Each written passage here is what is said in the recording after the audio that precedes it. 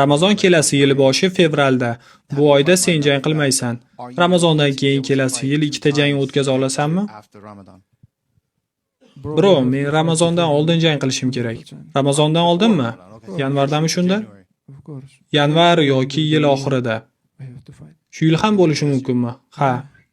Chunki men 20 yosh oralig'ida emasman. Men 34 yoshman va iloji boricha tezroq jang qilishim kerak. Ko'p vazn tashlamayapman, og'ir jarohatim yo'q. Shunchaki burnimni tekshirsam bo'ldi.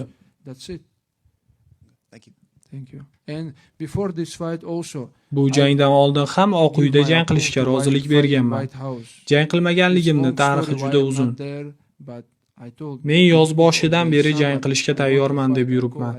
Aliga jang qilmoqchiman deb aytdim, lekin bularni bitta men hal qilmayman. Jang qilmaganingning sababi nima? Ali menga qo'ng'iroq qilib so'radi. Oq uyda Ilya bilan jang qilasanmi dedi. Men rozi bo'ldim. Men pul haqida gap ochmadim. Ertasi kuni Ali bo'ldi. Bu jang bo'lmaydigan bo'ldi dedi.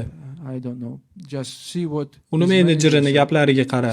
U bizga jang berishdi, biz pul so'radik, lekin ular to'lay olmadi dedi.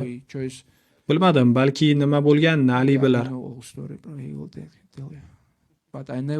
Lekin men hech qachon yo'q demaganman.